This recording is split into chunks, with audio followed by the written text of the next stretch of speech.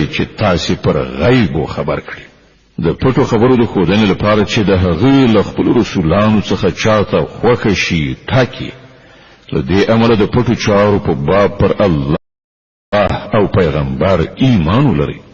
که تاسو د ایمان او له خدای د ویریدو چلند غوړه کړئ نو تاسو ته به لوی اجر در په برخه شي ولا يحسبن الذين يبخلون بما آتاهم الله من فضله هو خيرا لهم بل هو شر لهم سيطوقون ما بخلوا به يوم القيامة ولله ميراث السماوات والأرض والله بما تعملون خبير کوم خلکو ته چې الله له خپل فضل نه ورکړه کړی دا او بیا هغوی د بخیلۍ نه کار واخلي هغوی دا نه ګڼي چې دا بخیلي د هغو لپاره ګټوره ده نه دا د هغو لپاره ډیره بده ده څه شی چې هغوی په خپله شومتیا راغونډوي همغه به د قیامت په ورځ د هغو د غاړې توق شي د ځمکې او اسمانونو میراث یوازې د الله دی او تاسو چې څه کوئ الله پرې خبر دی لقد سمع الله قول الذين قالوا إن الله فقير ونحن أغنياء سنكتب ما قالوا وقتلهم الأنبياء بغير حق ونقول ذوقوا عذاب الحريق په یقیني توګه الله د هغو خلکو وینا واورېده چې وایي الله بې وزلی دی او مونږ شتمن د هغو دا وینا به هم مونږ ولیکو او له دې نه مخکې چې هغو کوم پیغمبران په ناحقه وژلي هغه هم د هغو په عملنامه کې ثبت دي کله چې د فیصلې وخت راشي په هغه وخت کې به مونږ هغو ته ووایو چې دا اوس د دوزخ د عذاب خوند وڅکئ ذلك بما قدمت أيديكم وأن الله ليس بظلام للعبيد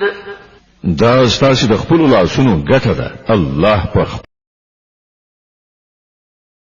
أن الله ليس بظلام للعبيد دا ستاسو د خپل لاسونو ګټه ده الله په خپل بندگانو ظالم نه ده الذين قالوا إن الله عهد إلينا ألا نؤمن لرسول حتى يأتينا بقربان تأكله النار قل قد جاءكم رسل من قبلي بالبينات وبالذي قلتم فلم قتلتموهم إن كنتم صادقين کوم کسان چې وایي الله مونږ ته لارښودنه کړې ده چې مونږ باید هیڅوک د پیغمبر په توګه تر هغه پورې ونه منو تر څو چې هغه زموږ په مخ کې داسې قرباني ونه کړي چې له غیبو راتلونکی اوري ونه خوري هغو ته ووایه تاسو ته له ما څخه مخکې ډېر پیغمبران راغلي دي چې ډېرې زیاتې څرګندې ښکاره نښانې راوړې وي او هغه نښانه یې هم راوړې وه چې تاسو یادونه کوئ نو که د ایمان راوړلو لپاره تاسو د دې شرط په وړاندې کولو کې رښتیني یاست نو تاسو هغه پیغمبران ولې وژل فإن كذبوك فقد كذب رسل من قبلك جاءوا بالبينات والزبر والكتاب المنير اوس ای محمد صلی الله علیه وسلم که دا خلق تا دروغجن ګڼي نو لتانه مخکې یو شمیر هغه پیغمبران دروغجن ګڼل شوي دي چې ښکاره څرګندې نښانې صحیفې او روښانوونکي کتابونه یې راوړي كل نفس ذائقة الموت وإنما توفون أجوركم يوم القيامة فمن زحزح عن النار وأدخل الجنة فقد فاز وما الحياة الدنيا إلا متاع الغرور په پای کې هر څوک د مرګ خوند څکونکی دی او تاسو ټول د قیامت پر ورځ د خپل پورا اجرونو مندونکي وریالای اصلا هغه څوک دی چې هلته د دوزخ له اوره وژغورل شي او جنت ته نه ایستل شي. پاتې شو دا دنیا دا خو صرف یو غولونکی شی دی. لتبلون في أموالكم وأنفسكم ولتسمعن من الذين أوتوا الكتاب من قبلكم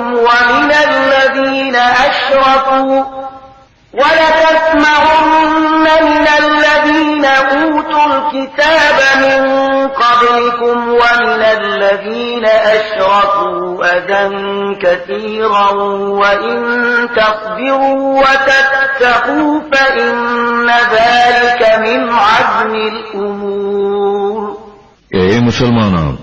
تاسو به مال او سر دواړو په ازموینه کې واچول شي او تاسو به اهل کتابو او مشرکانو څخه ډیرې زورونکې خبرې واوري. که تاسو په دې ټولو حالاتو کې د زغم او له خدای ویری په چلن ثابت اوسئ نو دا د سترې حوصلې کار دی. وَإِذْ أَخَذَ اللَّهُ